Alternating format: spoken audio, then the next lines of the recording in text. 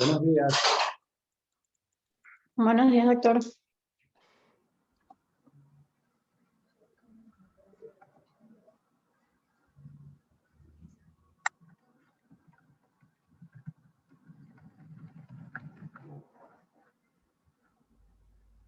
Buenas tardes.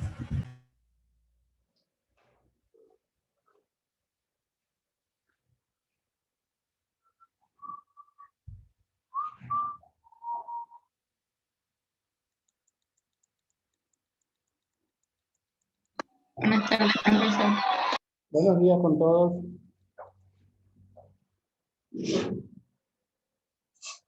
Esperamos unos minutos para que ingresen la mayoría.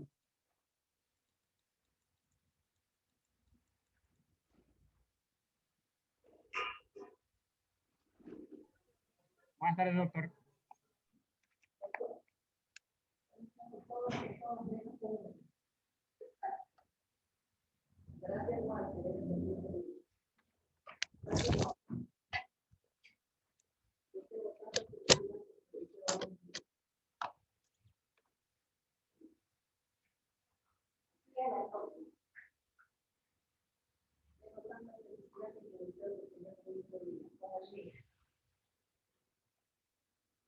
Parece que ya no va a entrar nadie más. Hay 25 participantes. Esperemos un minuto para que otros compañeros puedan ingresar.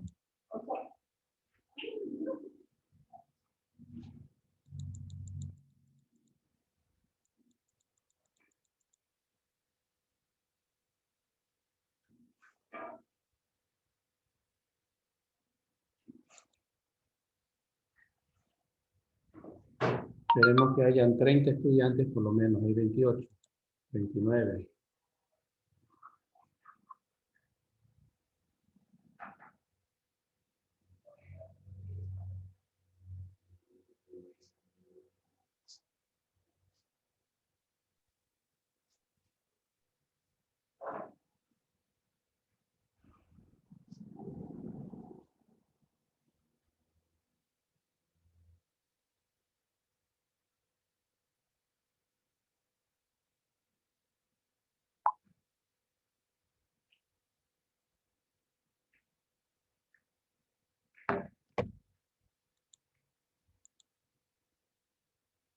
Bien, ya tenemos 30 estudiantes. Vamos a empezar la clase el día de hoy. No sin antes recordar lo que vimos el día de ayer. A ver, vamos haciendo una retroalimentación de lo que vimos ayer. ¿Quién empieza? Recuerden que los que empiezan tienen unos puntitos que yo les voy agregando en mi lista. Yo, profe, yo empiezo. A ver, Luis Olvera, empiece. A ver, profe, ayer vimos lo que era teoría de color, pudimos ver también un poco de transmitancia, pudimos ver también los métodos instrumental ópticos, los fundamentos de la espectrofotometría, también vimos la teoría computar, nos dio la introducción también de parte del átomo, cómo los científicos fueron dando su aporte mediante el tiempo y cómo fue cambiando la estructura. También tengo anotado que vimos los métodos no espectroscópicos y los métodos Muy espectroscópicos. bien, estudiante Olvera. Lo apuntamos aquí en la lista. Gracias, profe. Al estudiante Olvera. ¿Qué otro estudiante desea participar? Doctor. A ver, señor Lozano. Díganme. ¿Qué es la luz?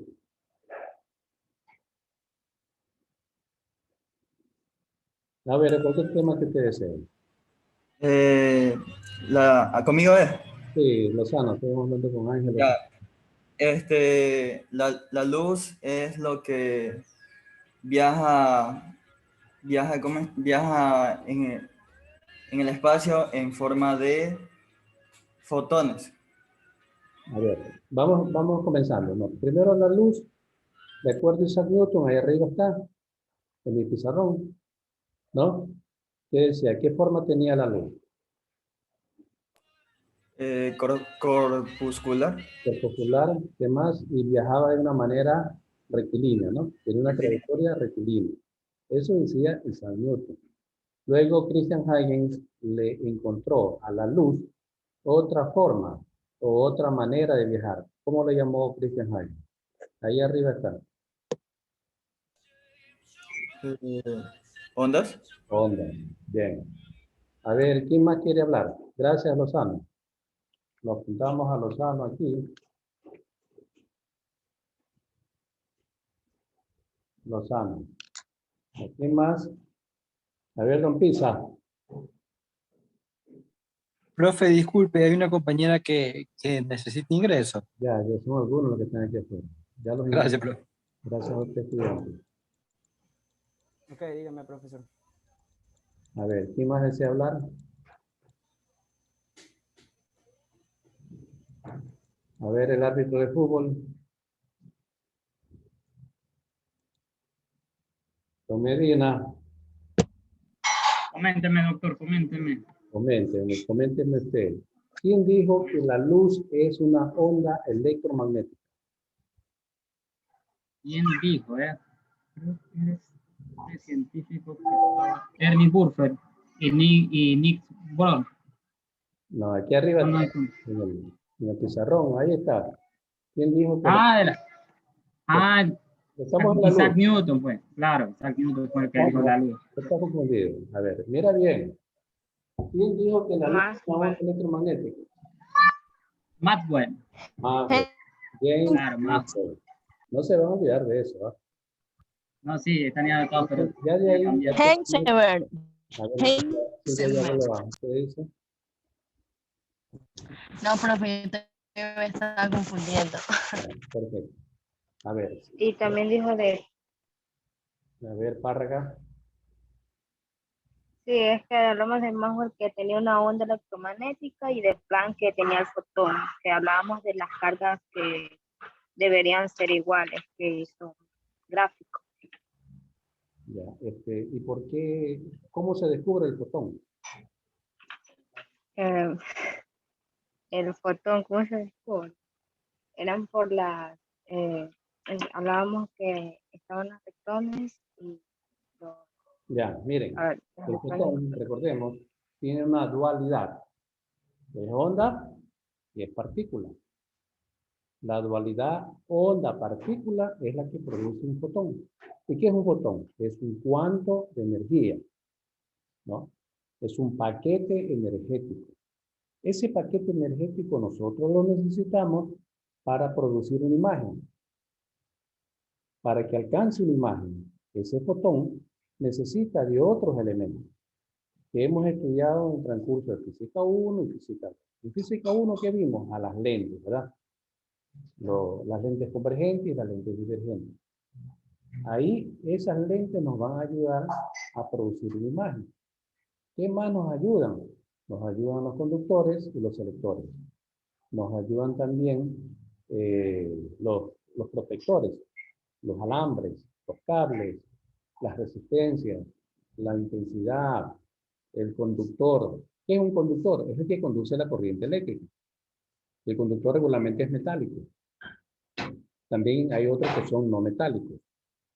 Y ahí que la curva de un conductor metálico es una pendiente, es una recta. Bien. Entonces hay conductores eléctricos. ¿Qué también hay en bueno, todo eso va a conducir a dónde? Al estudio de la espectroscopía o al estudio de la espectrofotometría. Allá van todos esos elementos incorporados. Va incorporado una lente, un selector, un detector, un conductor, una resistencia. En las computadoras nosotros tenemos un mainboard, tenemos, ¿qué más tenemos Medina en una computadora? Mainboard, memorias, Caja madre, plaquetas. eso, ¿ya? No, todo eso tenemos en un espectro fotómetro. Todos esos aparatos.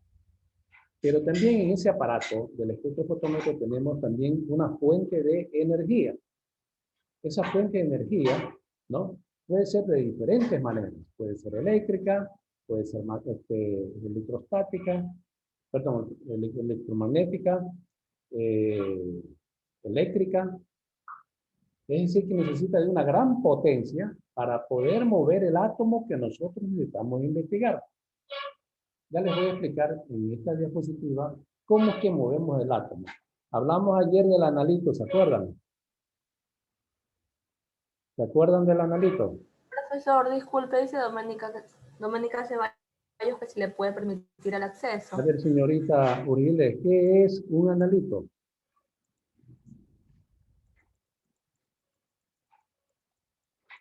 ¿Qué es un analito, señorita Cabeza Uribe?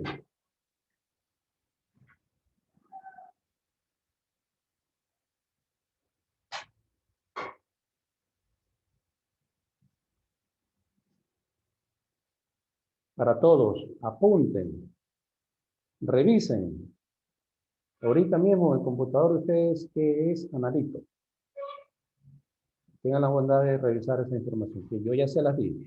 Es una muestra en la cual se opera una separación para una matriz, cuya especificidad química puede ser específica o compleja, en distintos tipos de conceptos. Es una muestra. En esa muestra que nosotros tenemos en una cubeta, porque en una cubeta nosotros vamos a disponer al espectrofotómetro, lo conectamos a una cubeta que a su vez abajo tiene un detector.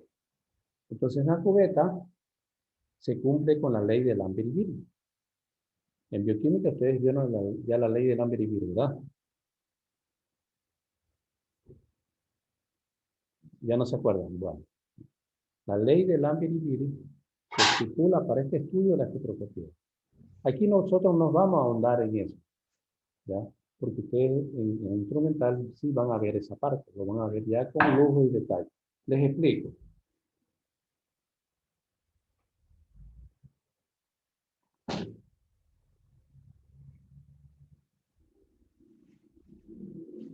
En un equipo de espectrofotómetro, nosotros tenemos en un lado del equipo, todo es el equipo. En un lado del equipo nosotros tenemos aquí, más o menos por aquí, ¿no? Un detector. En este detector nosotros tenemos un espacio que se llama cubeta.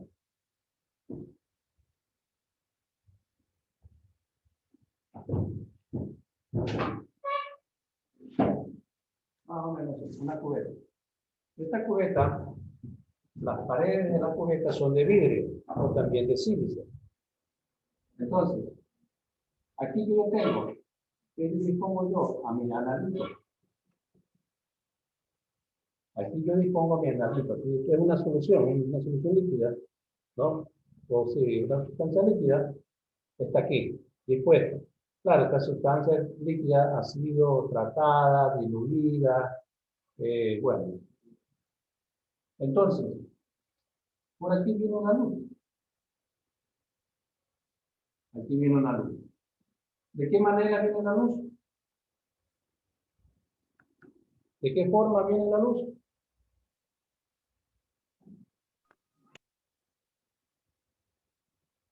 En onda. Onda. ¿Cómo se llama esa onda? Onda electromagnética. La luz es una onda electromagnética. De aquí para adelante nosotros vamos a decir ya no la luz, sino la onda electromagnética. Pero esa onda electromagnética se propaga a su vez con un voltaje, una potencia. Una potencia. Cuando se topa con la potencia, esta luz se activa, se excita. Pero la luz recuerden que tiene partículas, ¿eh? Tiene átomos. Y entonces aquí yo tengo un fototubo primero. Un fototubo que tiene cátodo y tiene ánodo. Entonces, la luz hace activar a este fototubo. Y en este fototubo, que lo hago con una potencia determinada, regularmente son 5000 voltios, ¿qué hago con esta potencia? Hago activar el átomo de este fototubo. Regularmente estos fototubos son de argón, de helio, de neón. Siempre es de gas noble. Siempre de esto yo tengo un gas noble en este fototubo. ¿Y qué hago con calentar este fototubo? Lo que hago es excitar. ¿Excitar a qué cosa? Al átomo. Excito el átomo. Una vez excitado el átomo, pasa por un proceso que se llama difracción. Entonces aquí que va a producir una luz, o sea, una onda, ¿no? Una onda que empieza por aquí, se propaga y se dirige hacia acá, hacia la nariz, hacia la cubeta que tiene el analito. El analito, ¿no? Toma una frecuencia de toda esta luz, una frecuencia. Vamos a suponer que la luz tiene un espectro que va del rojo a violeta. ¿Cuántos colores son? 7. 1, 2, 3, 4, 5, 6, 7. De esto, este analito toma uno de estos colores. Uno solo. Y con ese solo, vamos a suponer que tomo este de aquí. ¿Qué longitud de onda tiene? Más o menos puede tener una longitud de onda de 3 por 10 a la 5, a la menos 5 centímetros. Tomó esa longitud de onda que está aquí, ¿no? Y pasó las dos caras, y al pasar las dos caras sale. Al salir, llega aquí a un fotodetector. Fotodetector. Que invierte la imagen. Al invertir la imagen, sale aquí a una pantalla de un computador y se presenta una imagen de esta naturaleza. ¿Pero quién ha ayudado a presentar esta imagen? No es nada más ni nada menos que cuando yo excito el átomo, ¿no? Cuando excito el átomo, ¿qué estoy haciendo con excitar el átomo? Ah, ya. Cuando yo excito el átomo, lo que hago es que mi átomo, vamos a suponer el átomo de sodio, que tiene 11 electrones, lo hago vibrar, lo hago oscilar. Lo hago vibrar o oscilar. Y al oscilar, ¿lo que me presenta? Una estructura electrónica de los 11 electrones. 1s2, 2s2, 2p6, 3s1. Cuando yo lo excito, me presenta esta estructura. Ah, ya. Pero aquí, ¿qué viene? Ah, entonces dice que hay 3 orbitales. Aquí el primer orbital 2, acá son 8, el segundo orbital, acá se divide, y acá el tercer orbital 1, porque ya no lo puedo agregar aquí, porque aquí ya está lleno de orbital.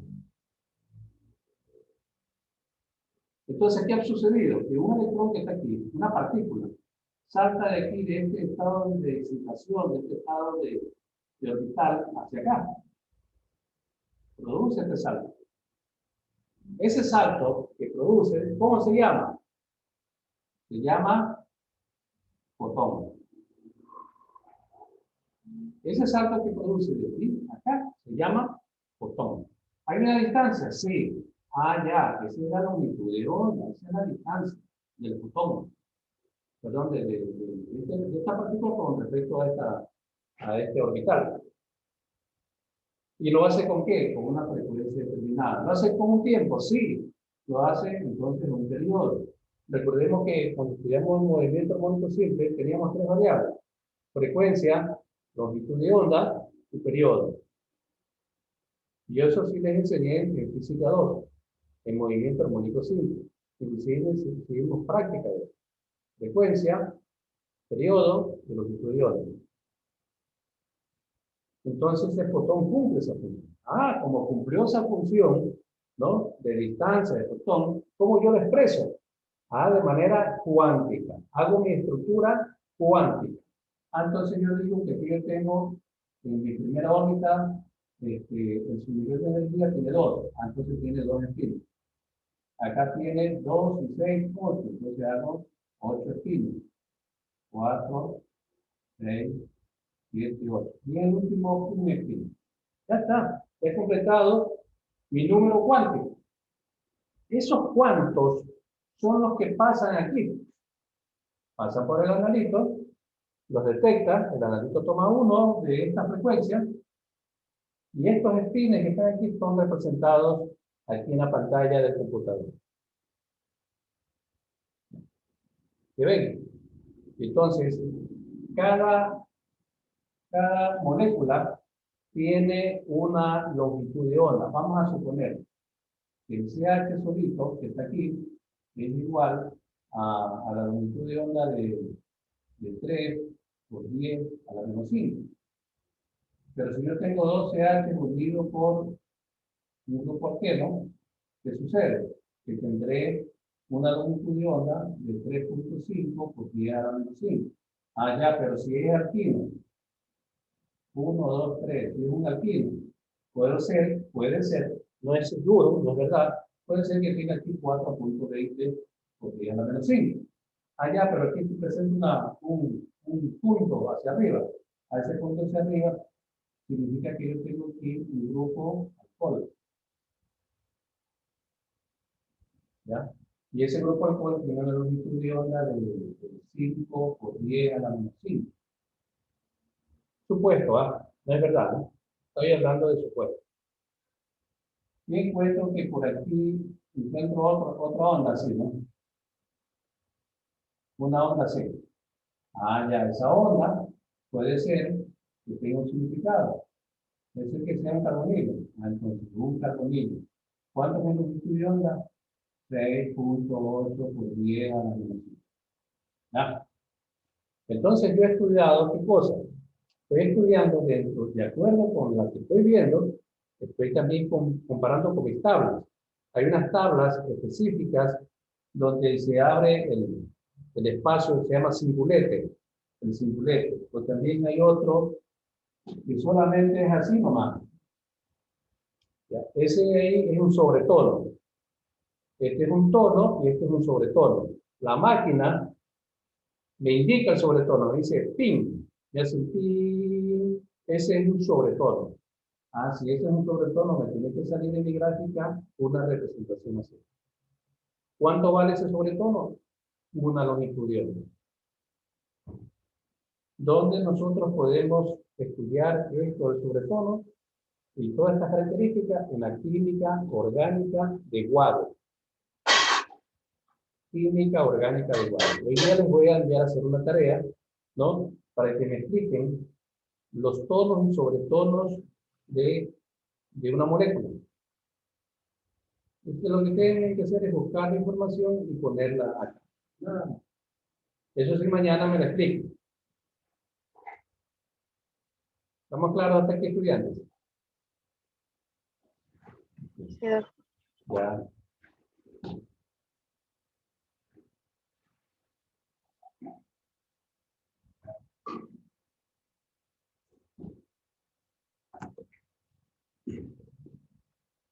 Muy bien, estudiantes. Ya bajemos la mano. Recuerden, química orgánica de Guado. W-A-D-E. Guado. Eso lo hay en digital y en ¿cómo es? En físico. Les voy a pasar un link donde pude descargar ayer un libro de físico-química de Chang.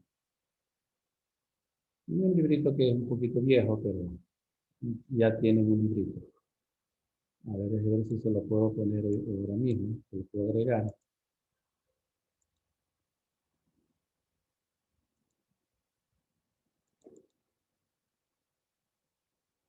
Ayer por casualidad de la vida lo encontré.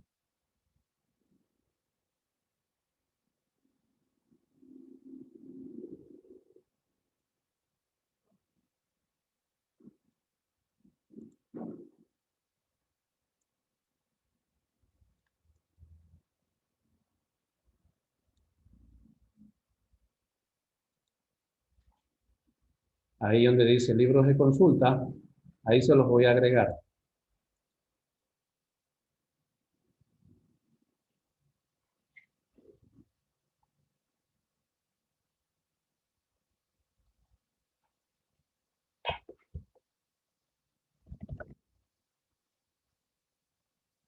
Ahí les voy a poner la palabra descargar. Porque hay otras cosas ahí en el libro de consulta. pero este de ahí les voy a agregar descargar.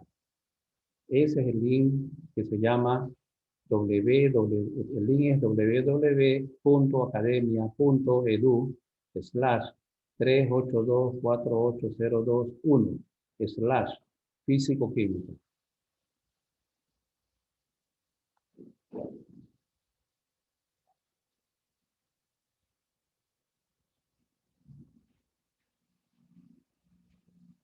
Ya lo están viendo.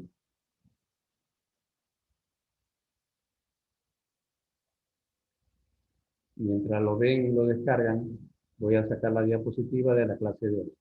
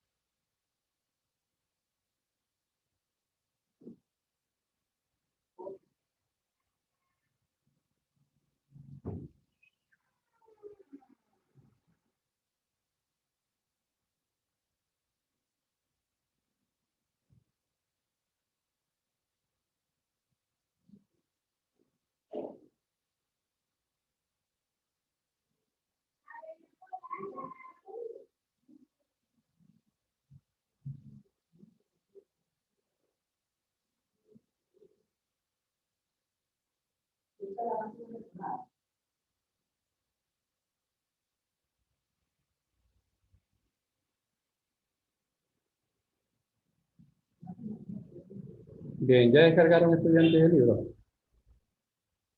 No han descargado. Bueno, más tarde lo descarguen. A ver, vamos a compartir la pantalla para la clase de hoy. La clase de hoy se llama espectrometría de masas.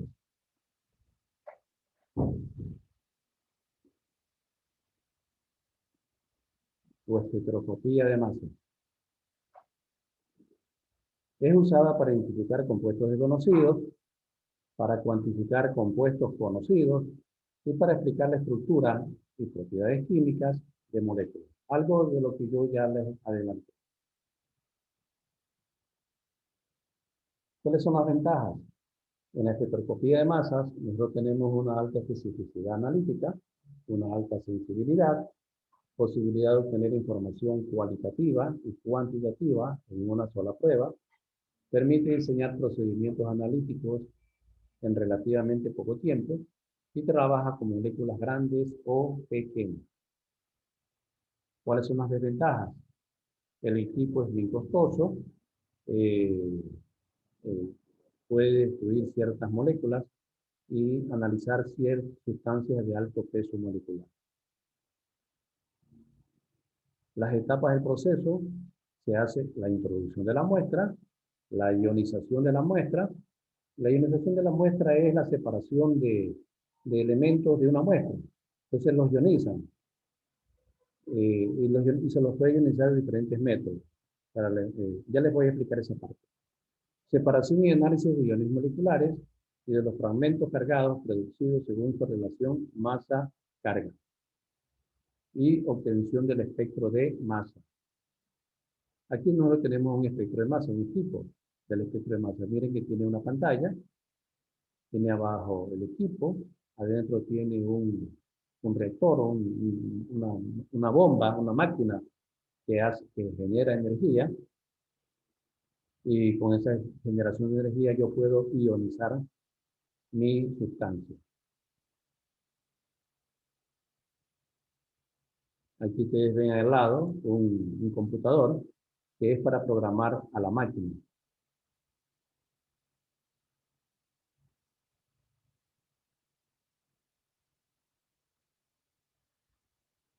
Esta es la estructura de la máquina.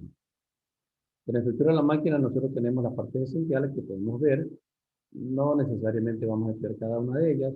Es una cuestión básica. Ustedes cuando vayan a implementar, ahí sí van a ver con lujo y detalle cada una de sus partes.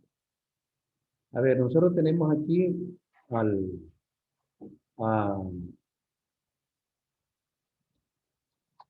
aquí tenemos nosotros que entra la luz. Por aquí ingresa la luz, aquí hemos ya depositado la muestra, la hemos excitado, aquí ven esta forma de resorte, ¿no? Son el fototubo que nos ayuda a activar los elementos, los electrones. Y aquí tenemos nuestra meta, la excitamos, entonces se aceleran las partículas en estos espaciadores magnéticos, luego se traslada el rayo de luz, que es el azul, el rayo de luz azul, pasa por un proceso de difracción, y luego a través de separaciones magnéticas basadas en una gran masa de carga, llegan a esta luz, o este ensayo de luz, llega llega a incidir en un espacio tridimensional, X, Y, Z, y ahí se va invirtiendo la molécula hasta llegar al detector. Y en el detector nosotros ya podemos ver, ¿no?, a través de una pantalla, cuáles son los elementos de esta molécula. O sea, lo vamos a ver en representación en forma de ondas, ¿no? Una onda que puede ser rectilínea o puede ser transversal. Entonces, está claro, ¿no?, el esquema, ¿no?, de la espectrometría de masa, árbitro. A ver si viene un chat.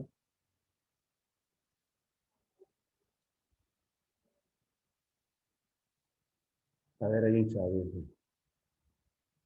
Sí, señorita Yagloa, Doménica Ceballos, puede apagar y me avisa cuando entre nuevamente.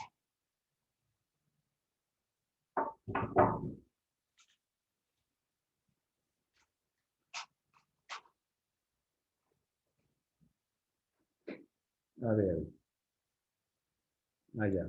Entonces, ya sabemos la estructura, ¿no? Aquí ponemos nuestra muestra y tenemos nuestro tubo que va a hacer agitar o va a producir una vaporización, y esta vaporización permite la separación del analito, ¿no? Lo que nosotros queremos sacar del analito.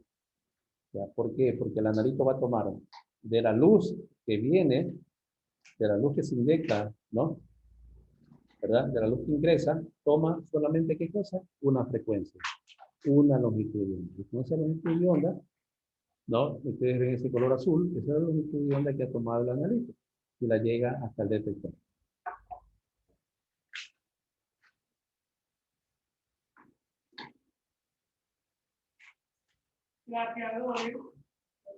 Entonces tenemos de los componentes de la espectrometría de masa. Sistemas de introducción de la muestra. Hay sistemas directos, indirectos y especiales. Veamos qué es un sistema directo. Y aquí tenemos otro esquema de la misma espectrofotometría de masa.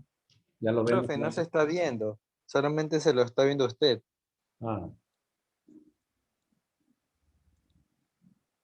Ya, vamos a compartir de nuevo. Ahí estoy compartiendo. Sí, ahí sí, profe. Ya.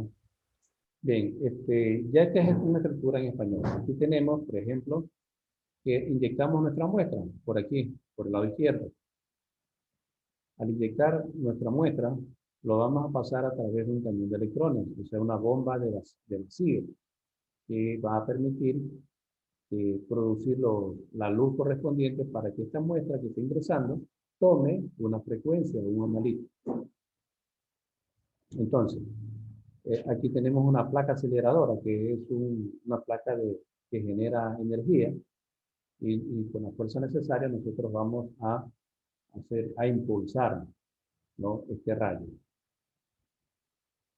Entonces dice aquí presenta unos iones positivos, llega aquí a este campo. Este es un campo magnético.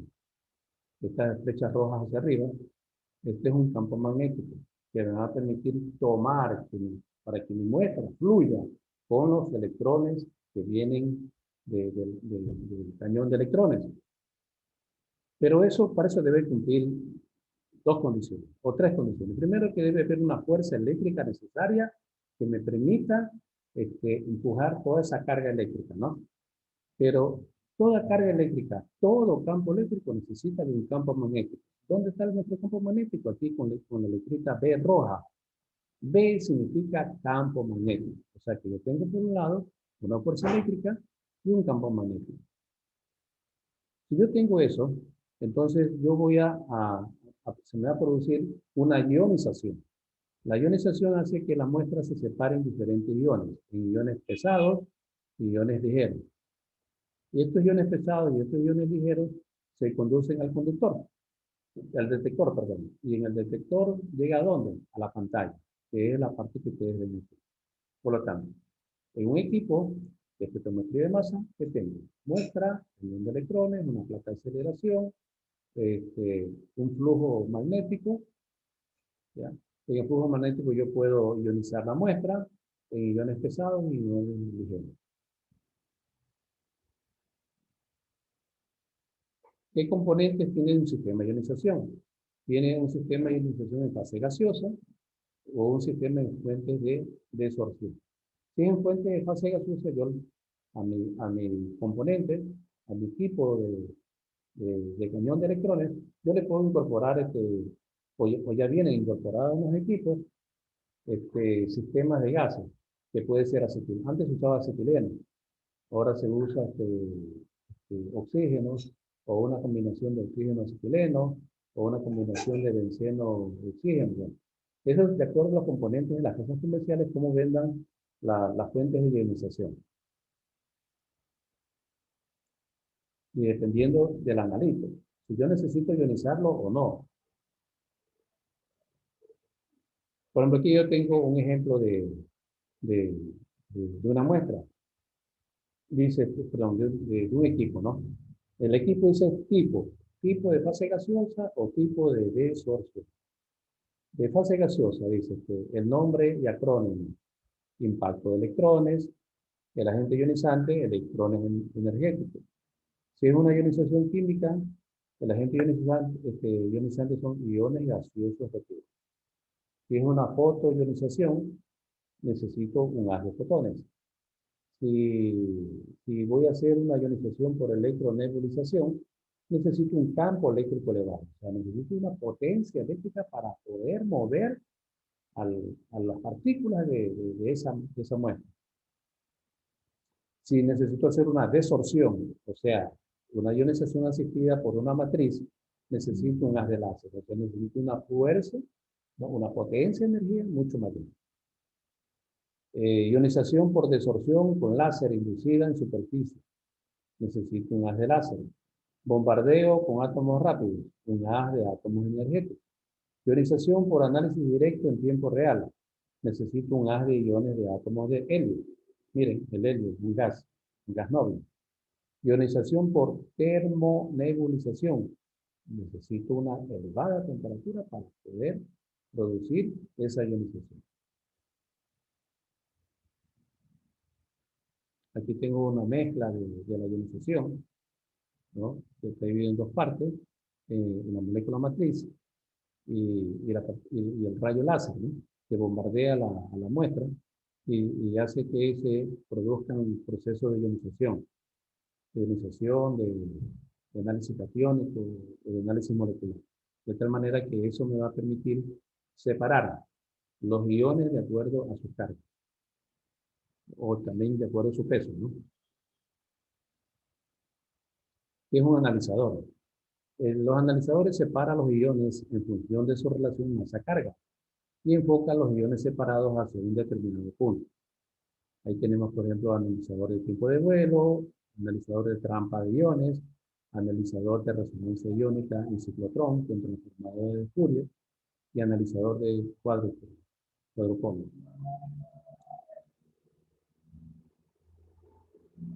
Bueno, aquí no me salió el equipo. Sale una parte nomás.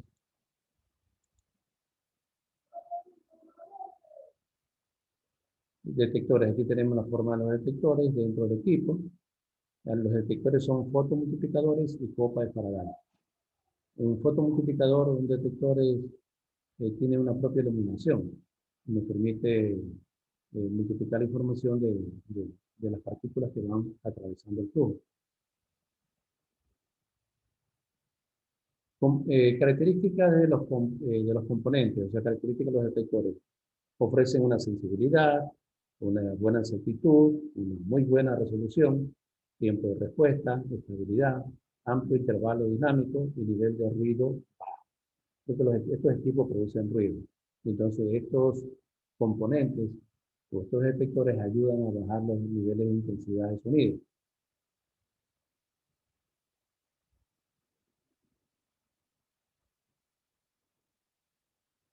El espectro de masa es único y puede ser usado como la huella química del analista. Yo diría la huella dactilar del analista. Lo constituyen el patrón de fragmentación resultante y los iones residuales. Es una gráfica de intensidad relativa del ion como función de la relación masa-carga. Análisis de un espectrograma. Está dado por la fragmentación patrón, la masa patrón y el pico base. Veamos aquí, está representado, ¿no? Es decir, fragmentación del patrón, masa patrón, pico base. Aquí está. Aquí están los picos bases. Estos son los picos bases, ¿no?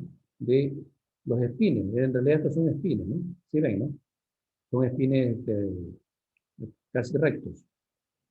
Estos espines están relacionados con la abundancia relatividad, con la relatividad en abundancia y la relación masa-carga, ¿no? Porque la espectrometría de masa tiene una relación masa-carga con la concentración del analito.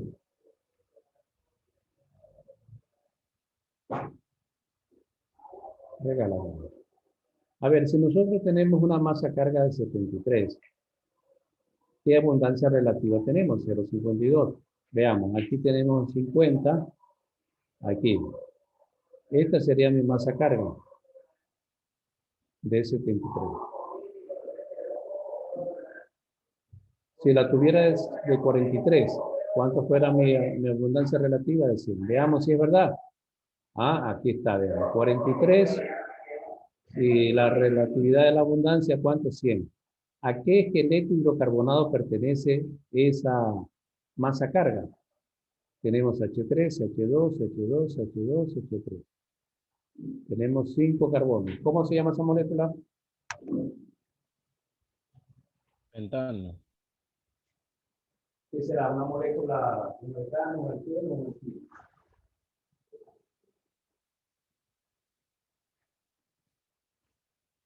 ¿Ah? ¿Qué molécula estamos viendo ahí? Un alcano, ¿no? Un alcano, no hay doble enlace ni triple enlace, ¿no? Entonces estamos viendo un pentano, ¿no? 3, 2, 5, 7, 9, 15, claro. Entonces, la masa de ese pentano es de 29. La masa.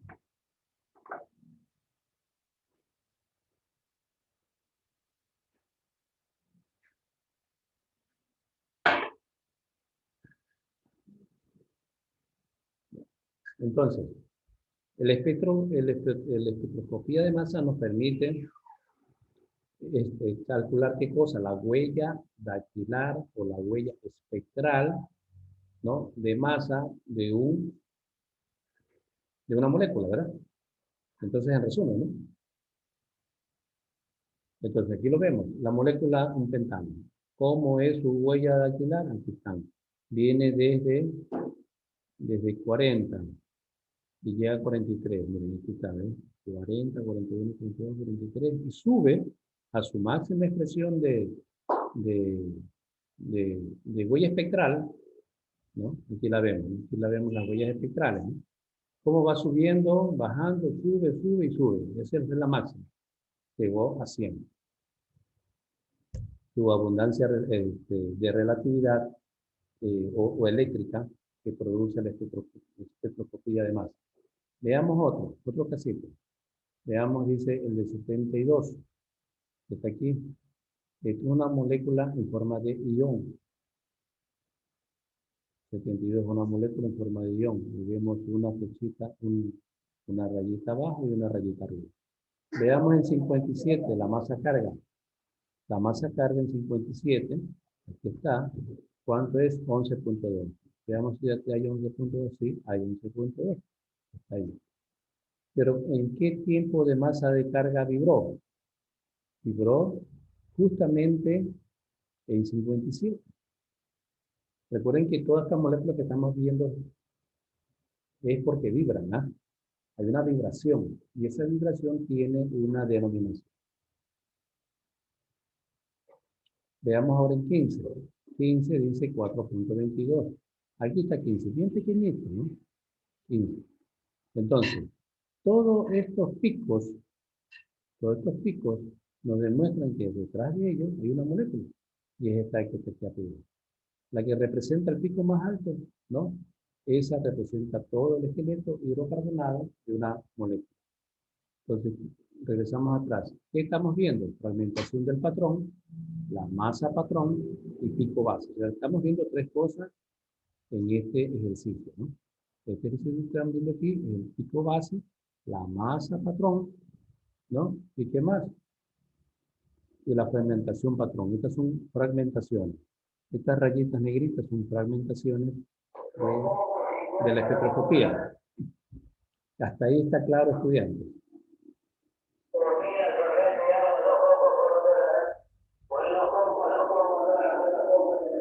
Está claro, estudiantes, porque voy a hacer un foro de esta clase. Bueno. Aplicaciones generales. Hay una aplicación de especificación de la estructura de moléculas orgánicas y biológicas. Podemos estudiar moléculas orgánicas y biológicas. ¿Qué vamos a hacer ahí? Vamos a determinar el peso molecular, por ejemplo, de péptidos, proteínas y oligonucleótidos. O también vamos a hacer una secuencia de aminoácidos y muestras de polipéptidos y proteínas. O una identificación de drogas de abuso y sus metabolitos en sangre, orina y saliva. Es lo que hace la Policía Nacional a través de su Departamento de Química Forense, ¿no? Identifica la droga, no en la droga, como su expresión lo dice, sino en sangre, ¿no? Entonces van pacientes que han consumido drogas y se les hace un análisis químico de droga. ¿Qué equipo lo va a usar para eso? El espectro de masa. En espectro de masa nosotros podemos hacer análisis de sangre y orina y saliva para drogas. También polipéptidos y proteínas, péptidos y proteínas y moléculas orgánicas y biológicas. ¿Estamos de acuerdo, estudiantes? Que el espectro de masa sirve para hacer análisis de... ¿Quién me repite? Estudiantes, intervengan. Está claro. A ver, ¿quién va a intervenir? A ver, Diana Parra. Repita la información que está ahí. ¿Para qué sirve el espectro de masa? ¿Qué vamos a analizar en ese espectro de masa? El espectro de masa es para identificar la huella espectral o dactilar de la masa de un analito o de una molécula. ¿Qué tipo de moléculas vamos a analizar?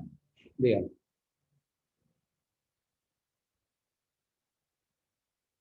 ¿Quién nos dice? ¿Nadie? Biológica orgánica. Ya, ¿cuáles?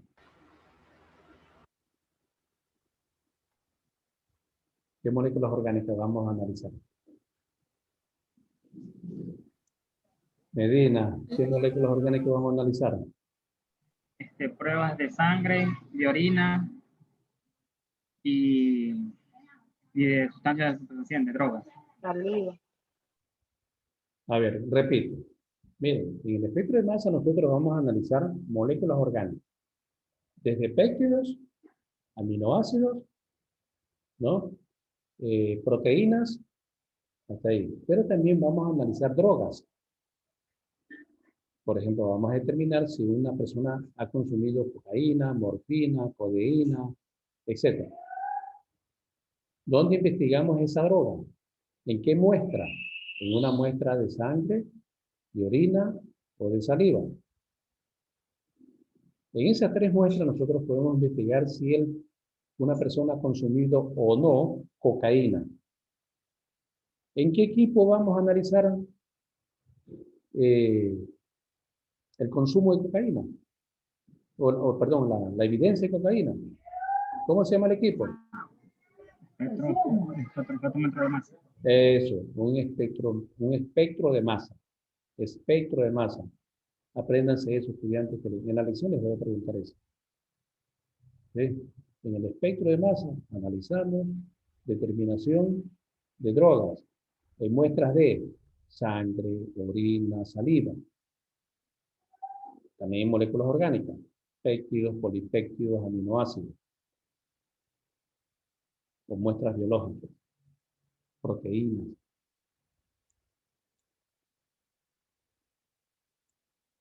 Ahí está, aquí está la diapositiva.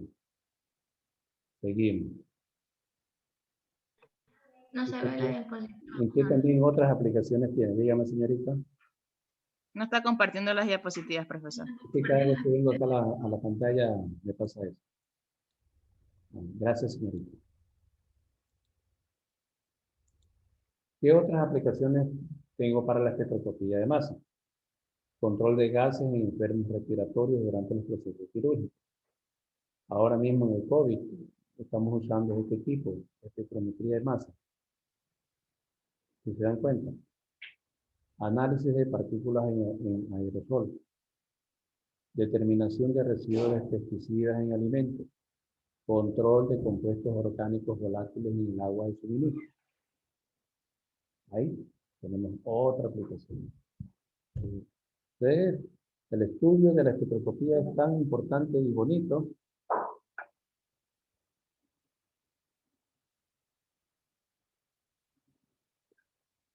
Que me permite evidenciar las muestras problemas que yo tengo en mi entorno. Cuando digo análisis de partículas en aerosoles, por ejemplo, yo que me dedico a la química ambiental, yo siempre estoy haciendo control de partículas, pero partículas en el ambiente. Entonces yo puedo medir, de hecho lo hago, en un espectro de masas, lo mando a hacer a un laboratorio que tiene espectro de masas para investigar la cantidad de partículas.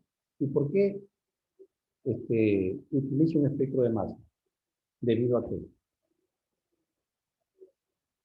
Para encontrar partículas en aerosoles. ¿Por qué? ¿Qué me ofrece el espectro de masa? La huella dactilar de una Ya. molécula. Ya, esa es una parte. Pero ¿por qué razón me da una huella dactilar? ¿No? ¿Por qué razón yo utilizo ese tipo? Para saber los distintos tipos de componentes que puede presentarse o alteraciones en lo anterior. ¿Qué yo quiero de que esas partículas en aerosoles aparezcan? ¿Qué yo quiero? Quiero que tenga esa partícula. Que el equipo me haga qué cosa. El análisis, sí. Pero el equipo debe ser, para que se pueda encontrar esa partícula, debe tener qué cosa.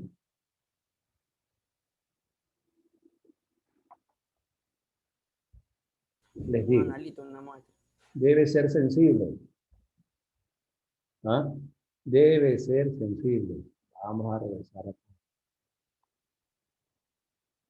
No apuntan ustedes, estudiantes. Ya les voy a quitar puntos por no apuntar. Ahí está, miren. Características de un detector. Sensibilidad, exactitud, resolución, tiempo de respuesta, estabilidad, amplio intervalo dinámico, nivel de ruido. Para encontrar mis partículas en ese aerosol, yo necesito un equipo que sea sensible, pero que sea exacto. ¿Sí? Que sea exacto y sensible. Si yo en mi equipo no es sensible, no tiene un grado de sensibilidad, yo no puedo confiar en ese equipo. La exactitud puede estar entre un margen matemático, ¿no? Entre más menos una milésima de microgramo. La sensibilidad. Una milésima de microgramo. Esa es una sensibilidad bien excelente, muy buena. No todos los equipos le dicen, o sea, el vendedor de equipo le dice, al equipo tal tiene una sensibilidad de una milésima y de 10 milésimas. ¿No? Cuando son equipos de alta resolución, de alta actividad, actividad óptica o magnética, les dice, tiene esta sensibilidad. Recuerden, ustedes van a ser profesionales. Bueno, los que quieren llegar, ¿no? Entonces, ustedes cuando compran un equipo de estas características de espectros, deben de preguntarle cuál es la sensibilidad, qué exactitud tiene, qué resolución y en qué tiempo te da la respuesta. Entonces, el equipo debe reunir esas características. ¿Estamos de acuerdo? ¿Ya apuntaron? Bueno.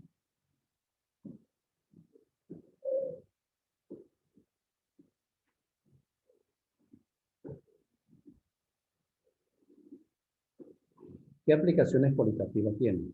Bueno, con ello nosotros vamos a determinar el peso molecular, la fórmula molecular, los compuestos por su fragmentación patrón, identificación de productos de reacción o de productos metabólicos y análisis de sangre.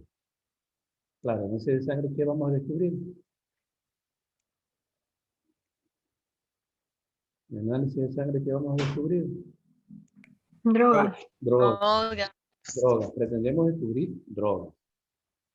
Entonces, esa es una aplicación cualitativa. Una aplicación cuantitativa es determinar especies moleculares o tipo de especies moleculares en muestras orgánicas. Por ejemplo, yo tengo una muestra orgánica, un aceite. El aceite tiene grasas, ¿ya? Pero yo a esa le quiero encontrar la especie molecular de esa grasa. O también una muestra biológica. Le quiero encontrar la especie molecular. ¿Qué cantidad de metabolitos están presentes en una muestra orgánica o en una muestra biológica? Determinación de la concentración de elementos en muestras inorgánicas y en menor medida de muestras orgánicas y biológicas. ¿No?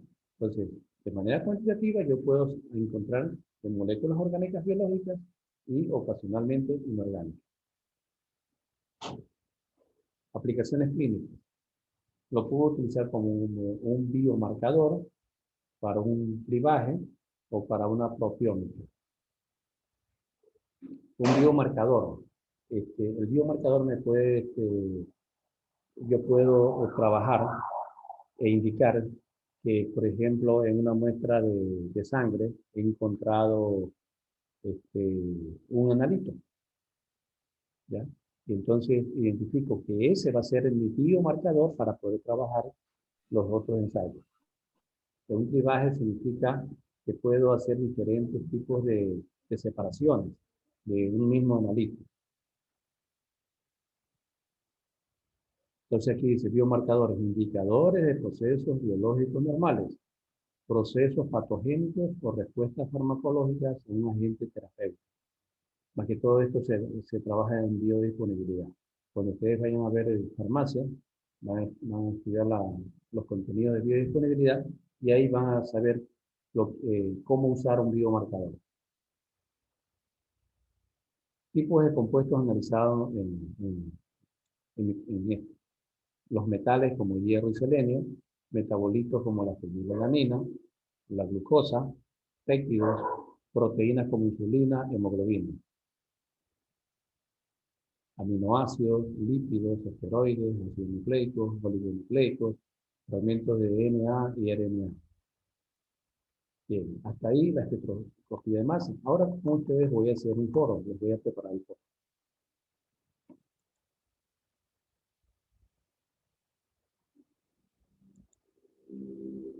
Vamos a preparar el foro en base a esto.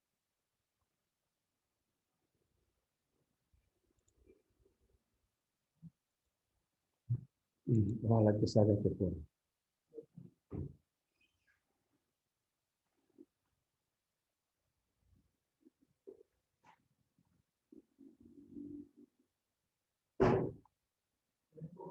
Ya, ya. No te olvides de lo mío.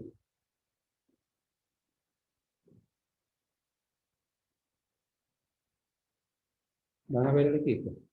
Van a ver el equipo.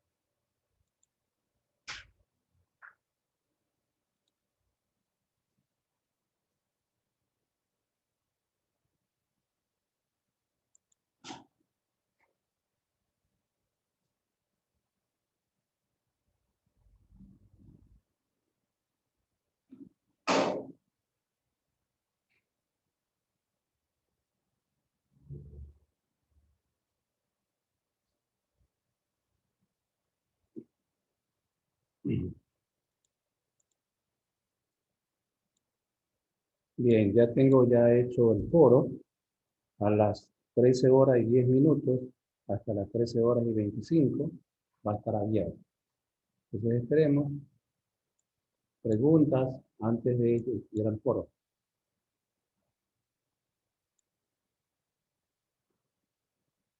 Aquí hay algunos estudiantes que salen en lista y están en el SIUP. Yo ya estoy asentando las asistencias. Hay estudiantes que ya tienen 2 faltas.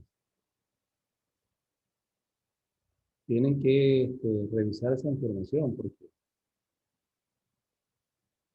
hay problemas con eso. Después pueden haber problemas con eso.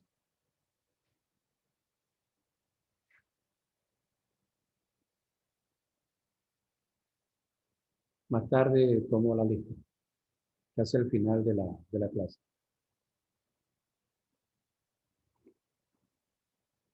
Me encontré con el caso de un estudiante que dice que no se ha matriculado, pero sin embargo aparece en la lista del Moodle, ¿no? Por la final se inscribió a esta asignatura y después ya no quiso tomarla, pero quedó registrada. Entonces ella tiene que ver la forma como la sacan del Moodle, porque en el SIUP no contan, eso sí es verdad. En el SIUP es cuando ya están matriculados todos, pero acá en el tiene que cambiar.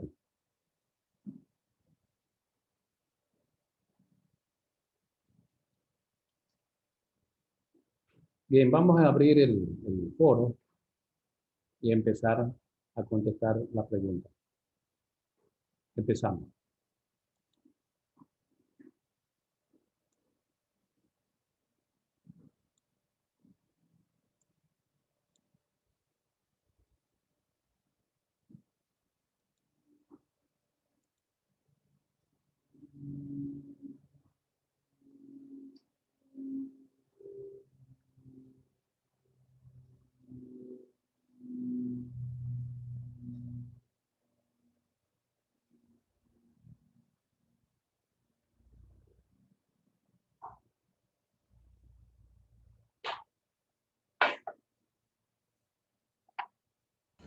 Doctora, ¿no consulta dónde encontramos el foro? Perdón. Dígame, señorita Ceballos.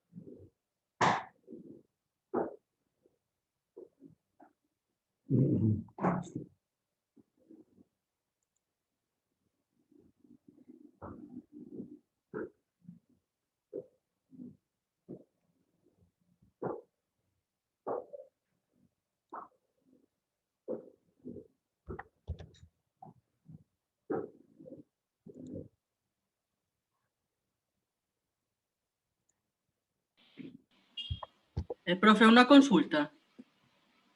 Dígame. En la segunda pregunta que se refiere en qué elementos debe reunir, ¿se refiere a la molécula o al detector? No, son los elementos que debe reunir cuando usted está leyendo un espectrograma. Ya. ¿Se acuerdan de la figura verde? Tenía unos elementos para comprender esa figura.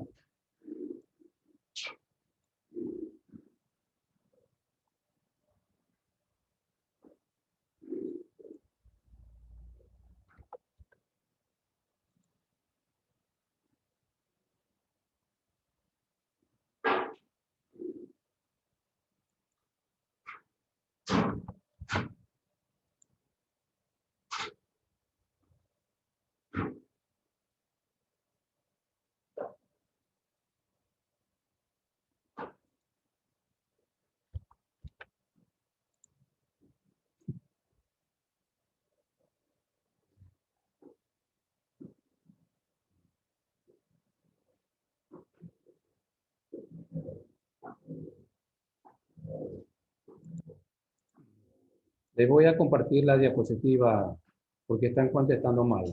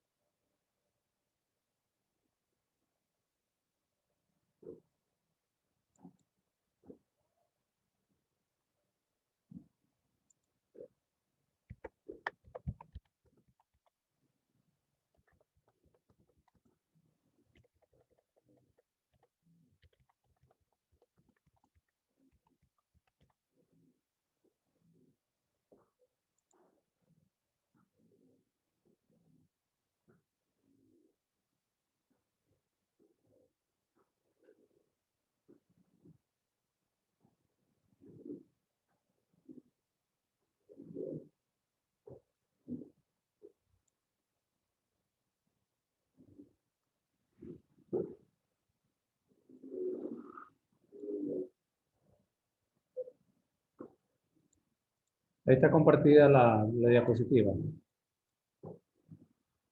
Espectro de masas.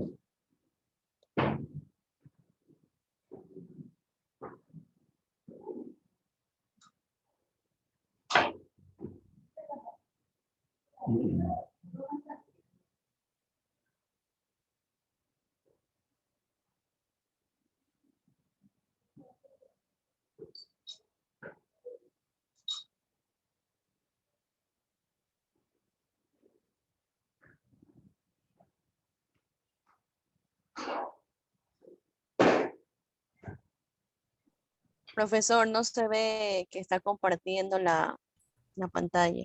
Está en el modo. No estoy compartiendo la pantalla. La diapositiva espectro de masa ya se las puse en el aula virtual.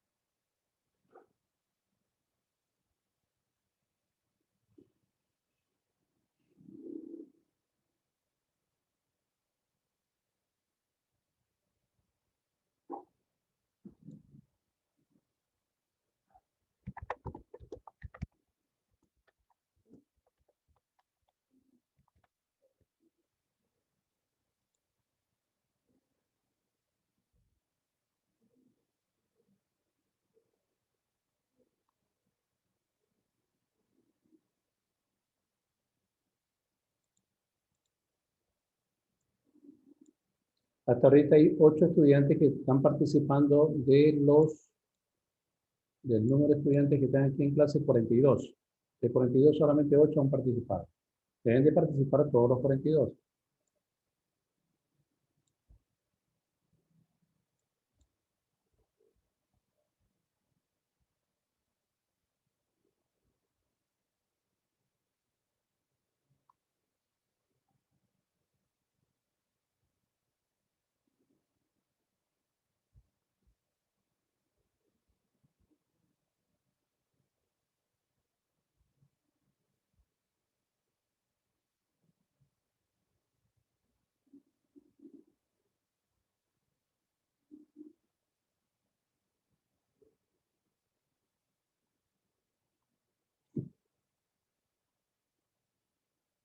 Recuerden que esta información queda grabada en la plataforma. Esta será revisada después.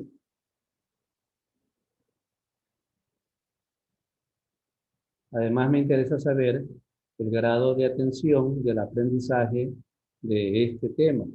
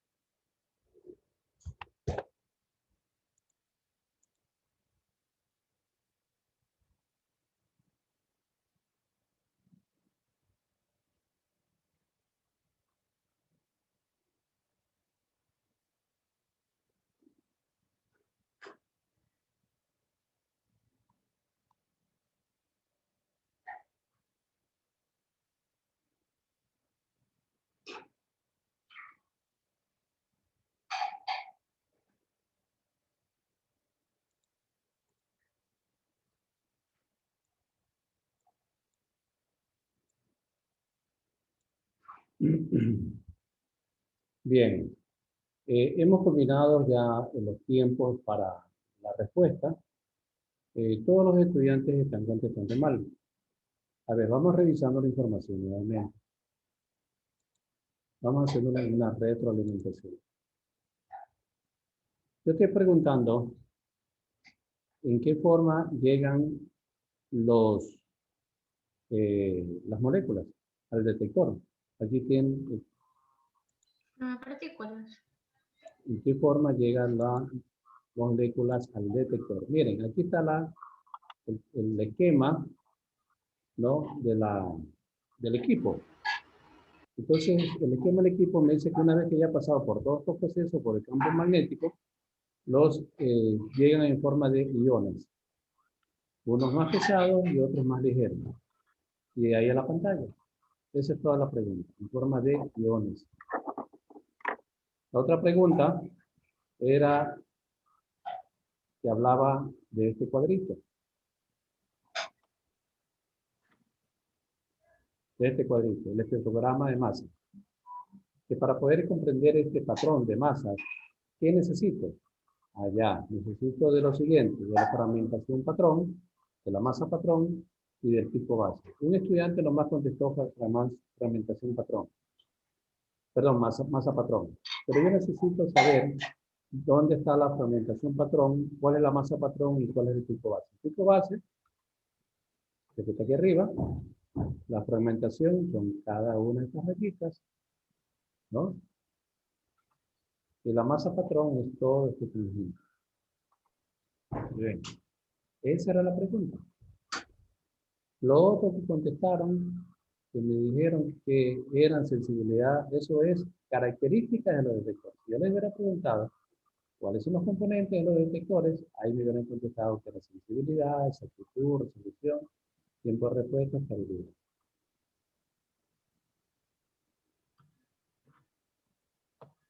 Bien. Entonces hay que, como ya tienen la diapositiva, haré la repaso, porque de esta diapositiva voy a preguntarles algunas partes de la lección. Vamos a compartir pantalla para ver la segunda diapositiva.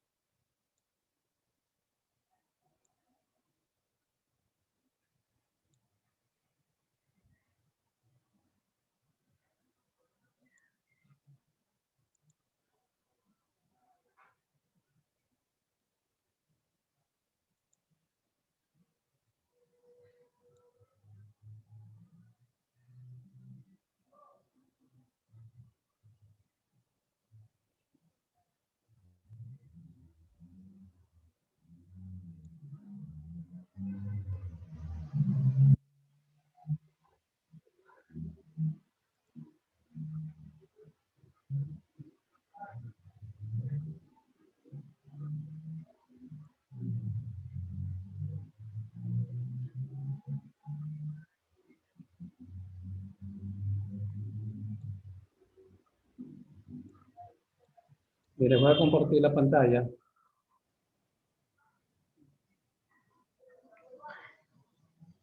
Un ratito.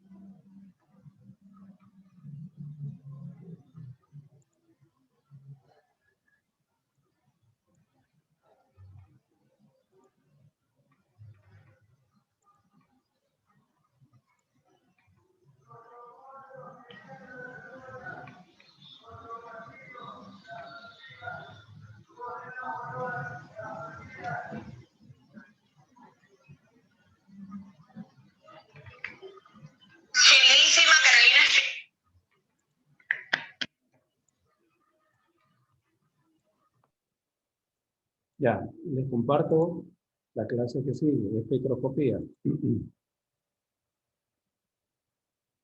La espectroscopía forma parte de la espectrofotometría también, es un estudio de otro componente espectrofotométrico. Herramienta utilizada para investigar la estructura de las moléculas. Estudia las transiciones que se producen entre los estados cuánticos de un sistema material inducidos por la radiación electromagnética. La radiación electromagnética, ustedes saben, es la luz que se comporta como espectro electromagnético, y en el espectro electromagnético tenemos un diferente conjunto de radiación. La radiación electromagnética, ¿cuáles son sus propiedades? ¿Cómo está compuesta y cómo se propaga? Está compuesta de luz y se propaga viajando en el vacío. Perdón, repito.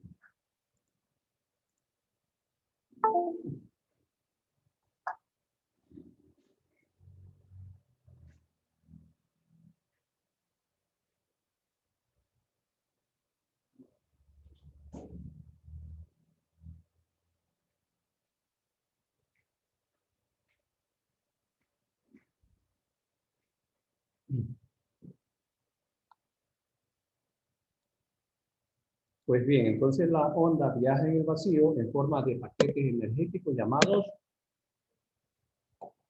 ¿cómo se llaman estos paquetes energéticos?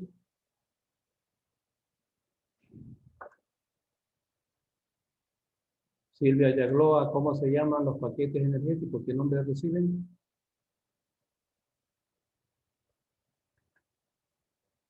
Planck. No, Max Planck fue el que descubrió los paquetes energéticos. ¿Cómo los llamó? Fotón. Fotón. Fotón. Viajan en forma de fotones. ¿Cuántos energéticos? ¿Paquetes energéticos? Fotones. No se olviden eso, estudiantes. En la lección les voy a tomar eso.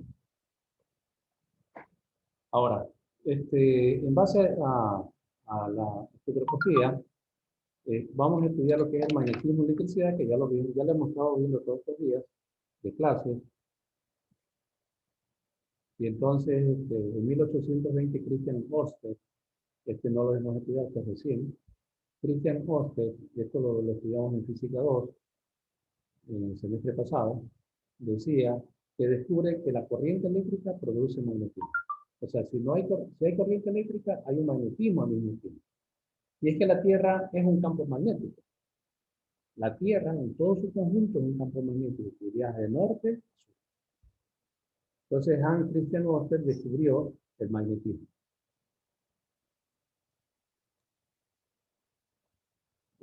Otro estudioso del magnetismo y electricidad fue Michel Faraday, en 1831 encontró que a través de electricidad podría producir magnetismo. ¿Quién produjo las otras? ¿Quién habló? ¿Quién sintetizó las ondas electromagnéticas? James Clerk Maxwell descubre la conexión entre los dos fenómenos y formula la teoría de las ondas electromagnéticas. Dice que la luz es una de ellas, que la luz es una onda electromagnética. ¿Qué son las ondas? Para las ondas nosotros necesitamos estudiar tres variables: velocidad, longitud de onda y frecuencia. ¿Y para qué sirven las ondas? ¿O qué tipo de ondas tenemos? Ondas mecánicas elásticas, ondas electromagnéticas y ondas de materia. En física 2 hemos visto este tipo de ondas. ¿Qué es una onda electromagnética? El campo eléctrico y el magnético vibran en fase. El uno eléctrico y el otro magnético. Eléctrico, magnético. Eléctrico y magnético. Viajan en fase. En este caso, con la dirección de la propagación de la onda, hacia el eje X. Eso no es otra cosa que una polarización. Entonces, para comprender esta onda electromagnética, nosotros nos basamos en que las flechas hacia arriba, rojas, son eléctricas, y las flechas azules son magnéticas. Y en ese convenio eléctrica y magnética viaja la onda hacia el vacío. ¿Qué necesitamos para entender eso? La velocidad de la luz. ¿A qué es igual entonces? A la longitud de onda por la frecuencia. V es frecuencia. La frecuencia de una onda electromagnética puede ser de manera transversal o de manera perpendicular. Entonces vemos que mientras más amplia es la onda, ¿no? Tiene un ciclo menor, en este caso una frecuencia menor, 4 ciclos por segundo. Y si la onda se acorta, su frecuencia es mayor. Y mientras más acortada sea, la frecuencia es mayor. La energía de una onda fue descubierta por Max Planck, que habló que la luz siendo una onda tiene carácter electromagnético, pero que esa onda que hacemos vibrar en un átomo produce unos paquetes energéticos llamados fotones. Entonces a Max Planck le debemos la teoría del cuanto. La explicación del fenómeno fotoeléctrico lo hizo Einstein, Albert Einstein. Dice que postulaba que la luz no llega de una manera continua, sino que está compuesta por pequeños paquetes. Miren, pequeños paquetes de energía a los que llamó cuantos. Por medio de la hipótesis cuántica, formulada en Planck, 5 años antes, Einstein logró dar una explicación al fenómeno según el cual la energía de los electrones emitidos no depende de la intensidad de la luz que incide. O sea, la luz incide y luego se refleja. Ese fue un estudio fotoeléctrico. Sino que Einstein dice que la luz, ¿no? El fenómeno según el cual la energía de los electrones emitidos no depende de la intensidad de la luz incidente. En el efecto fotoeléctrico, de lo que le estoy hablando, dice, si la energía del fotón es muy pequeña, ningún electrón se libera y no hay señal de corriente en el instrumento. Ahora, si los fotones tienen energías mayores que las requeridas para sacar electrones de la superficie, este exceso se transforma en energía cinética y hay corriente. Les voy a explicar esta forma, porque en física vamos a explicar esto. Miren, yo tengo un conductor, es un cable. En este conductor tengo cargas eléctricas negativas, ¿no? Y entonces yo tengo aquí una luz que emite un rayo de luz. Un rayo de luz que incide en este conductor, en esta placa metálica. Pero que esta placa metálica, cuando incide esta luz con fuerza, ¿no? ¿Qué se le produce? Una luz reflejada. Pero no es una luz reflejada, son partículas de este conductor que se reflejan, salen, se expulsan, salen con gran violencia. A esto se le llama efecto fotoeléctrico.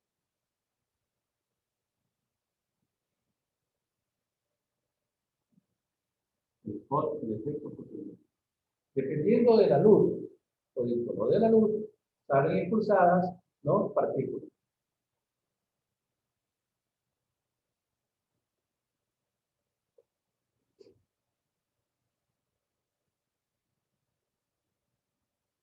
Cuando la luz llega a la superficie del metal, como en el caso de la pizarra, la energía no se reparte equitativamente. La energía es absorbida y emitida en forma discontinua, o sea, de manera diferente. Y ella sutilmente impacta de manera también discontinua o discreta en paquetes o cuantos llamados fotones.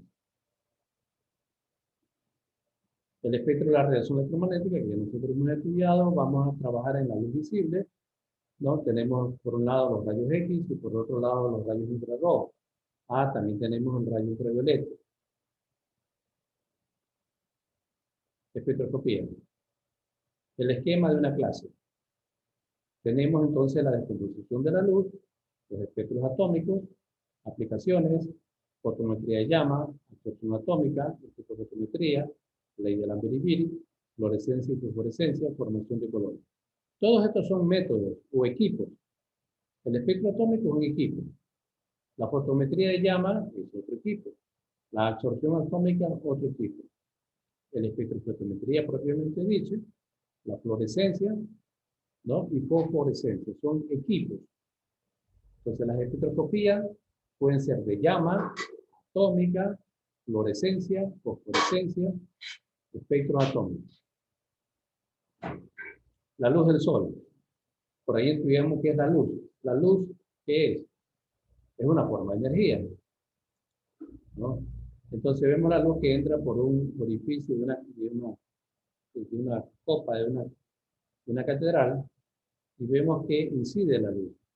De acuerdo a Isaac Newton, dice que la luz tiene forma rectilínea, que tiene forma de corpúsculo. O sea, viaja de manera rectilínea, tiene forma de corpúsculo. ¿Y cómo se descompone la luz? Si nosotros esa luz blanca que ingresa por ese orificio, le ponemos un prisma, vemos que se descompone la luz en 7 colores, del rojo al violeta.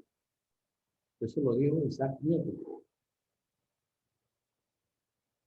Para poder descubrir los espectros de emisión de un haz de luz, el alemán Joseph Fraunhofer se inventó un equipo llamado espectroscopio, que es el que vimos nosotros en el laboratorio de física 2. Ahí vimos el espectroscopio, nos poníamos el ojito en el ocular, ¿se acuerdan? Y veíamos adentro unos espectros de luz. Pues bien, ¿quién lo descubrió? El físico alemán Fraunhofer. Aquí vemos el equipo, ¿no? La fuente de luz, ¿no? Una lente, cómo los rayos inciden, llegan al prisma. Adentro del prisma se reflejan diferentes colores, llega otro lente y se produce la imagen del espectro de luz. El espectro de luz solar lo estudió Joseph Van Grove al hacer un espectro de luz solar con mayor resolución. Él descubre que en la corteza del Sol está caracterizada por gases nobles, en este caso helio, neón, argón, tritón, xenón, radón. Él descubre que en la corteza del Sol hay ese tipo de gases. Y entonces dice que la corteza del Sol es fría. Ya vamos a ver en fisión y fusión nuclear qué es. Aquí tenemos un espectro de luz blanca, se presenta en grandes franjas, y un espectro de luz solar se presentan en rayas continuas. Pero las rayas continuas negras, cada una tiene una longitud de onda diferente. Se sabía entonces que el material a alta temperatura produce luz.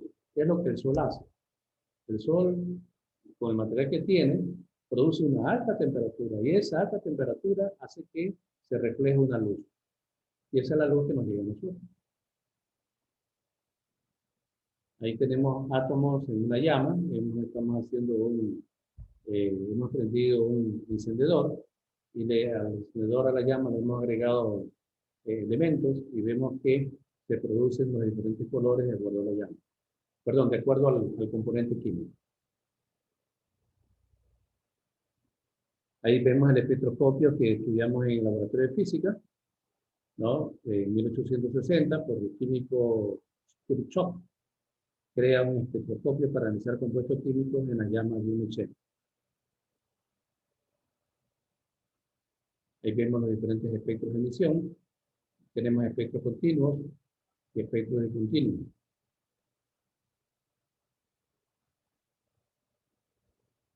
Seguimos viendo los espectros de emisión en un fototubo. Le calentamos, le agregamos la potencia correspondiente al fototubo. Las partículas, el gas se mueve y al moverse produce una vibración. Esa vibración se calienta. Y al calentarse produce una luz. Esa luz llega al prisma y este produce los diferentes espectros de luz, que van del rojo al violeta. En los espectros de absorción es cuando el cuerpo ya no emite un conjunto de radiaciones monocromáticas, sino que absorbe, ¿no?, parte de esa frecuencia, parte de esa radiación. Por lo tanto, hay una emisión de la energía absorbida. Espectroscopía astronómica, vemos que en efecto continuo al espectro se puede establecer la composición química de los astros, analizando su espectro de absorción. Por lo tanto, los modelos atómicos que fueron estudiados desde 1820, pero en 1666, 1814 y 1860, todos condujeron, todos los científicos que estudiaron en esos tiempos, dijeron que hay modelos atómicos, que luego fueron estudiados por Rutherford, por Bohr y Schrödinger. En una espectroscopía que hay una radiación electromagnética comprendida en la absorción y la emisión, y lo que conduce es a una materia. Esta materia, ¿qué nos hace? Nos produce un espectro, que es la información de la estructura de la materia como nosotros la vemos. La ecuación de Rydberg. Johann Rydberg deduce una fórmula empírica y dice que 1 sobre la longitud de onda es igual a la frecuencia multiplicada por la constante de Rydberg, y esto a su vez multiplicada por 1 sobre la frecuencia 1 al cuadrado menos 1 sobre la frecuencia final 2 al cuadrado. Esta es la ecuación que fue vista también por Niels Bohr. El modelo atómico de Rutherford, ¿cómo lo vio Rutherford? ¿No? Vio en forma de órbitas. En la primera órbita tenemos 2, en la segunda tenemos 8 electrones, que orbitaban como planetas a una distancia de 10 a 10.000 diámetros nucleares. Su movimiento debería estar en espiral hasta caer al núcleo. El modelo atómico de Bohr, miren cómo lo observaba, era Bohr. Él crea el modelo del átomo basado en el de su maestro, Rutherford. Modelo atómico de Bohr, los postulados. Que los electrones giran alrededor del núcleo sin emitir energía. En estados estacionarios, Bohr produce en su modelo los conceptos cuánticos ideados por Max Planck y formula que la energía es igual a la constante de Planck por la frecuencia.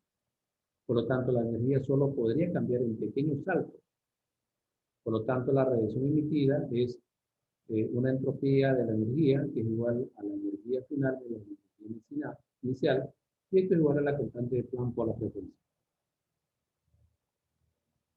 Ahí vemos el modelo atómico de Bohr, los núcleos, vemos el spin, cómo gira alrededor del núcleo, lo hacen de manera elíptica. El modelo de Schrödinger dice, no se puede establecer la posición de un electrón en el sitio orbital, ¿no? Y vemos cómo él, en un campo eléctrico, hace que el material fluya de esa manera. Por lo tanto, las ondas electromagnéticas son luz, ¿no? Y esta forma, en forma de ondas o también en forma de cuantos.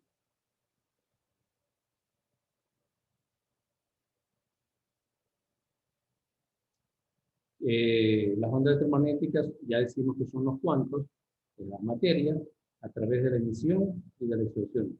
Ambos producen espectros, ambos cuantos, ¿no?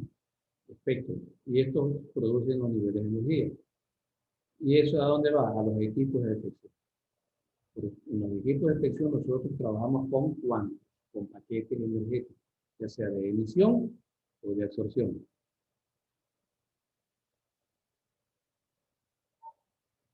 Por lo tanto, instrumental, el instrumento, qué elementos tiene o qué tipo de características electromagnéticas tiene. El refractómetro, por ejemplo, que ustedes han visto en el laboratorio de química orgánica, ¿no? Es un instrumento. El polarímetro, que solamente lo estudiamos de manera teórica en la facultad, algún día lo vamos a tener, un equipito que nos cuesta un poquito de valor, $300, ¿no? Lo utilizamos para descubrir carbohidratos. El fotómetro de llama, que ya lo vamos a estudiar, el espectroscopio, que ya lo hemos estudiado, la difracción de rayos X, ya lo vamos a estudiar, la resonancia magnética nuclear, que es otro aparato, ¿no? La absorción atómica, que ya lo hemos estudiado, y el espectrofotómetro, que ya ha sido estudiado. Todos esos son instrumentos o instrumental de laboratorio. Miren, 3, 6, 9 equipos.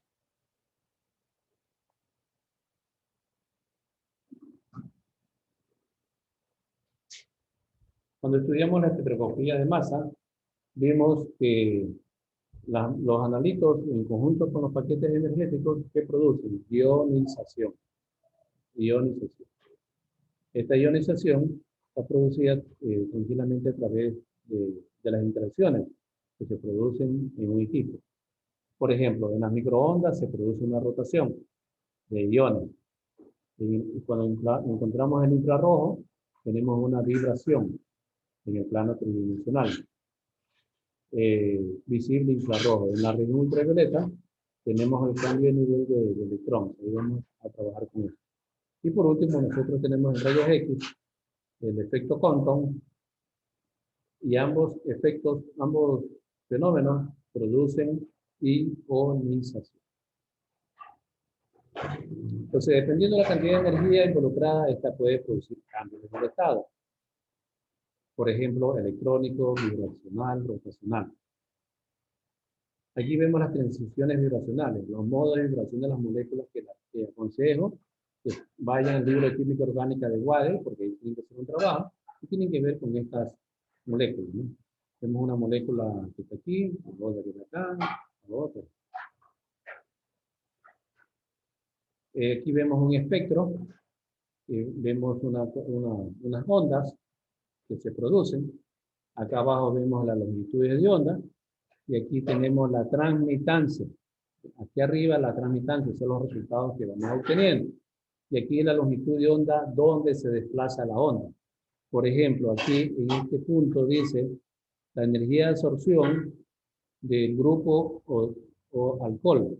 Y aquí tenemos una energía de absorción del grupo carbono-hidrógeno. O sea, ese punto, esa forma de la onda, significa que nosotros tenemos un carbono-hidrógeno. Esta forma de la onda, que es más ancha, significa que hay un grupo oxígeno-hidrógeno. Allá, pero ¿en qué longitud de onda se encuentra eso? Se encuentra aproximadamente entre 4000 hasta entre 4000, a ver, 1, 3, 4700. Y la onda entre carbono y hidrógeno acá se encuentra en 1500. Pero miren cómo se expresa, en qué forma de punta, ¿no? En una punta. Y la otra está producida en forma de cono. Entonces son las formas las que nos permiten indicar cómo se puede producir, podemos encontrar la fórmula estructural de una molécula. En este caso, el 1-propanol. Aquí tenemos diferentes transiciones rotacionales de longitudes de onda. Cada una tiene su longitud de onda y su intensidad. En este caso, aquí, esta forma de intensidad, esta imagen se refiere al CO2.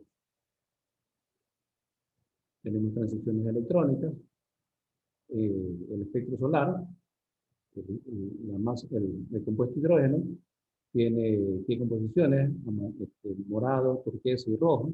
El helio tiene morado, turquesa, amarillo y rojo. El mercurio tiene morado, verde y amarillo. Morado, turquesa y amarillo y verde. El uranio vienen como tiene, ¿no? Un estado de transición muy grande, ¿no? Pero solamente los colores más brillantes. ¿Cómo serían? Los más brillantes, morado, turquesa, verde y rojo. Espectros de hidrógeno, ¿no? Vemos cómo los niveles de energía van cambiando de acuerdo a las longitudes de onda y se van produciendo en los espectros de emisión y de absorción. Miren que el espectro de emisión tiene bandas seguidas, tiene rayos seguidos, y el espectro de absorción tiene zonas, franjas, zonas oscuras, muy claras.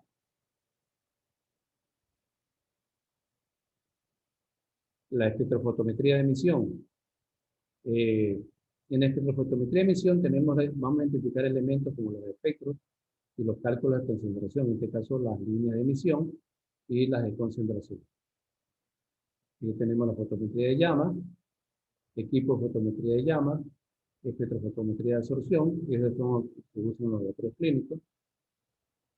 El espectrofotómetro clásico, aquí tenemos la cubeta por donde ingresa el rayo de luz y sale por acá el otro rayo. Es decir, que el analito que está sostenida en esta cubeta toma una porción de este rayo de luz. Aquí tenemos la ley de Lambert-Eaton, y en el día de mañana seguimos viendo esta parte. Ya no nos alcanzó y lo vemos mañana. Bien, estudiantes, muchas gracias por su atención. ¿Cuántos estudiantes hay? Déjenme revisar. ¿Cuántos estudiantes hay? Hay 43, solamente falta uno. ¿Quién ha faltado? Bueno, ahora más tarde lo veo en el video, quién ha faltado, porque hay 43 estudiantes. Muy buenas tardes, estudiantes, hasta luego. Gracias. A los otros.